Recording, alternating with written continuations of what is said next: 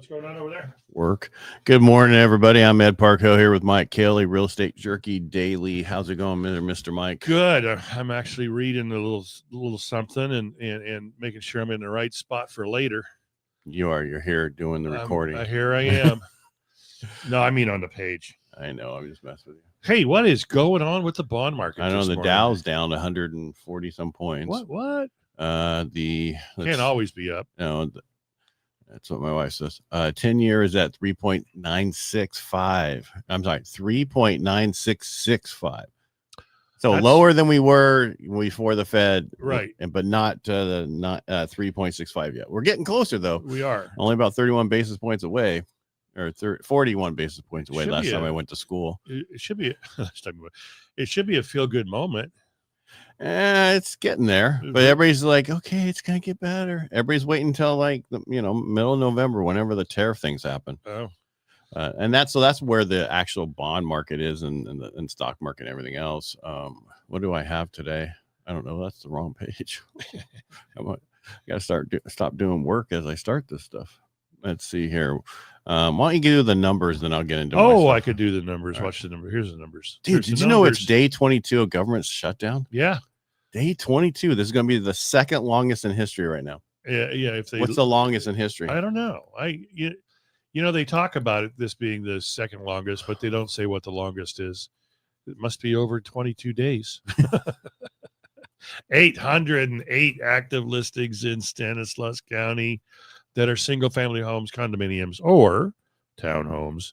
367 pendings. That's up from our normal, like hanging out in the 350s, and then 2,770 closed transactions since the beginning of the year.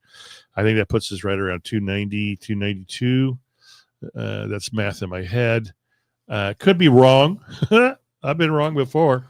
Well, but anyway, we're just chugging along. I'm sorry. Am I supposed to do the math for you? Is that what you're saying? No, I did it earlier, but I forgot. What are we at? We're at 9 and a third. 9.5. Yeah. 292. 284. 284. Okay, I carried the one. So, I mean, we're just chugging along. We're doing the same. Yeah, but if you wait till next year, there'll be 21 more on that line. Yes. Well, they said it's going to go up 7%. So 284 times 0.07 is 19. I'm sorry, 20. Oh. There'll be 20 more transactions a month. Transactions, and you might be one of them, or you might not. Or even if it's 10%, that's still not. That's only 28. I think there's going to be considerably more competition. Everybody's going to go, the market's changing. Let's get back into real estate and mortgages. Yeah. I might be able to do one a month or one a quarter. Well, I only need one because I work also. Yeah. So back to our thing. This is day 22 of the government shutdown. Yes. The longest one in history. Oh, did you just Google it? No. You Perplexity did? Nope. You AI'd it? No, Chad. I asked my assistant to do it. Okay. And how long do you think it was? 35 days.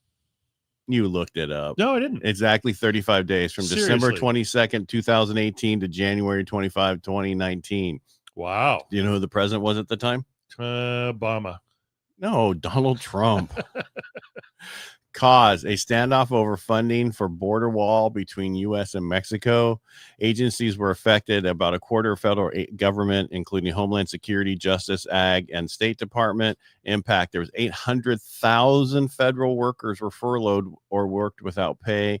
The biggest disruption was at airports, national parks, and federal agencies. Economists estimate the cost the U.S. economy around $11 billion, with $3 billion permanently lost, according to CBO. And we know how right they are. Yeah.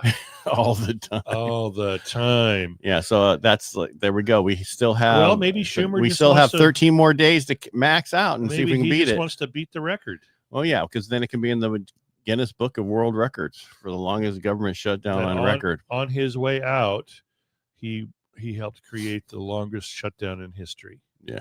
He's got that going for him. So right now, this is a second shutdown in record. Federal civilian workers will miss their first full paycheck this Friday. The White House warns of possible disruption to military pay and food aid by next month. Travel disruption is the wild card. FlightAware reports a surge in flight delays and cancellations. 13,000 air traffic controllers and 50,000 TSA agents are working without pay. If delays worsen, public pressure on Congress would likely mount. I doubt that. Yeah. What are we? Too. Yeah, what are we watching today? The 20-year bond auction at 1 p.m. Eastern. What's it gonna do? That's the question. We don't know. Are they going to buy it or are they not going to buy it? Yeah. Do people want it or no? I don't know. We had Mortgage Bankers Association come out with the mortgage application report for last week. Purchases fell another 5% last week, but are still up 20% year over year. Refinance activity rose by 4% and is up a massive 81% year over year. Well, that is massive. That's 81%. I know, big. But 100%. 81% of what, though? Yeah, that's the problem. 0.02. In September, we were up 210 last year percent. Rates declined to 6.375, down by 6.42, according to Fannie and Freddie Mae. Again, those are probably with points, so don't just assume. You don't know what your FICO score is. We don't know what you're buying. We don't know if it's any of that kind of stuff. Right. It's just a statement. Yes. It's not a statement of fact. It's just hey, they're right about here. Arms are back. I want my arms. Arms? What kind of arms? Adjustable rate mortgages? Yes, versus fixed tool. They make up 11% of applications. I feel sorry for those 11% people if rates move. Yeah. It's not worth the little bit to not be in a fixed rate mortgage. Yeah. What do you think they're tying them to? Is the LIBOR a thing still? No, that's gone. It's the T-bills, one of the T-bills. Okay. And again, I don't really look into them because I don't like my people to go, I'm so scared because the adjustable. You know, it made sense in the 90s when rates were so high. Right. But right now, I don't know. All right. So there's been some fraud in the reverse mortgage. No lending. way. Yes. There was a former LO, because he can't be now when he goes to prison. Gary Bohn, B-O-H-N, however you say that. Bond. Gary Bond. Gary Bond. Bond. Gary Bond. I'm Gary Bond. He was sentenced to 18 months in prison for a multi-million-dollar fraud scheme. Wow. He and others diverted so this is almost like that Dream Life financial situation. Okay. He and others diverted reverse mortgage funds intended for elderly homeowners repairs.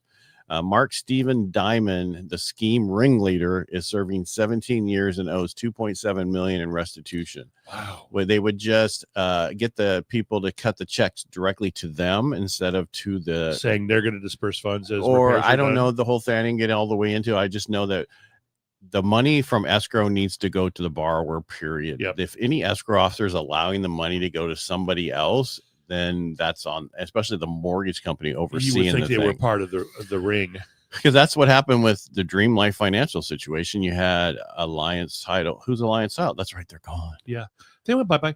Yeah, I keep saying their name on a building up in Sacramento, though. Their name used to be on the building on Coffee Road for a long time, but then the awning disintegrated, and so now it's something else. Okay, it's still not leased out, I believe. Where was I at? Oh, yeah. There's a Texas bill. Do we care? 21, a game changer. HB 21 retroactively changes rules for property tax abatements tied to affordable housing. What? Now, projects need local political approval and face tougher mandates. Developers and renters are in limbo, especially in places like San Antonio, where tax exemptions were suddenly revoked. So they would get a tax exemption to buy affordable housing, which we all know is rental housing. Right. Because we all know that what the issue is with rental housing in Texas, there is no stop on the way that taxes go up on those things. They go up, whatever the value of the place goes up, that's your new tax rate is, which is 3% of that. Yeah. Jeez. Yeah. So they probably got rid of all the tax abatements that they had, and now all those guys are going, what are we going to do? We can't build anything because it's affordable housing will not be going forward. It's going to shrink. You're going to have issues with rent higher. You're going to have all this stuff. So investors' confidence is rattled, and the Texas Workforce Housing Coalition has filed a lawsuit again, arguing the law violates basic constitutional protections. I don't think they had in there that landlords have tax abatement in the Constitution. I haven't seen that myself. I never read that. Did you read that? No. Yeah. Not that I read the Constitution. I did not. I read the first paragraph. I thought, oh, cool. This is going to be good for us. Baby boomers still rule the housing market. Do we? Yes, you bastards. You bastards. Despite being less than 20% of the population, boomers hold nearly half of U.S. real estate assets. Yeah. $20 trillion of Because we all property. played Monopoly as kids. 51.7% of national wealth. Gen X is 29.4%. Millennials just over 20%. Okay, I'm adding that up. Does that make that's 49? Yeah, that adds up. Okay, it's not 110%. No, it's not like 200%. How mortgage rates shape 2026 sales. The average rate on mortgages is still like I said earlier, according to Fannie and Freddie, around 4.3%. We now have 10 million Americans with expensive 6% mortgages. They're likely to sell, increasing the 2006 turnover. Equity is strong. Average LTV is 44.2%, with 40% of homeowners mortgage free. A lot of numbers. Did you get that? 40% of people do not have a mortgage on their home. Yeah. I'm not one of them. I would like to be, but I'm not yet. Yeah, well, someday. Yeah, someday. Oh, that's right. I was supposed to put out the best days to buy a home. That's why I gave it to them. They have the 10 best days. We'll have it on the radio this weekend. So listen to the radio. Okay. Chicago expands ADU policy. Don't care. Affordability snapshot. 90,000. Oh, I'm pretty. Affordability snapshot with 90,000 K as a salary. Okay. With 20% down. And say a 30-year loan at 6.5, somebody earning 90,000 a year can afford a home up to 297, 356,000. And I think that has to do depending on where it's located. Yeah. Because if you're in Tuolumne and Calaveras County or someplace that has the FAIR plan, well, the FAIR plan just increased by almost 29% or 20. It was some ridiculous number they allowed them to go up to. Yeah, that would put you back down to 297. Yeah, because on average, that was increasing the average policy up there by $1,200. Jeez, yeah, and that's just wrong. But we need to spend $200 and some billion for Prop 50 because why are we wasting that money? That money should have went into that program to get the costs down, but instead it's just wasted on other things. Well, because we have a power hungry governor who really wants to ensure his election in 28. To the presidency. Yeah, it ain't gonna happen. Yeah, he's done too many things. He might as well just go back to screwing his best friend's wife or his next best friend's wife. Yeah, because he probably doesn't have doesn't have that best friend anymore. You think? No, I doubt it. Yeah, unless he's like, thanks for taking off my hand. She was horrible. That's not nice. You did me a favor. Yeah, did me a favor. So that's all I had. I had a little bit, but not too much. Yeah. So bottom line we heard today is boomers have a lot of properties. They have. I cannot believe they have 50%, more than 50% of all the real estate in the United States. Well, 20% of the population. We're what you call keepers. We just keep the real estate. We don't sell it. We can't sell because we can't afford the taxes to new property. Except if you're in California under Prop 19, and now you can. Well, no, but what about you probably in order to have half of all the properties out there, that means you have to have a lot of rentals too, not just. That's true. Because there's no way to have 20% of them just own 50% of the population without having additional properties. True. Because they probably have their second, third, fourth home. Because they're all wealthy, all make money. All of them, including me.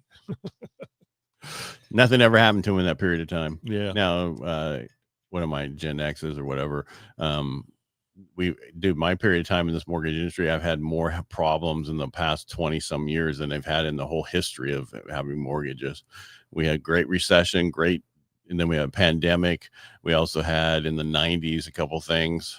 Yeah. Yep. Yeah. So we battled through. Yeah. So the 90s was bad. 2000s were good until 2006.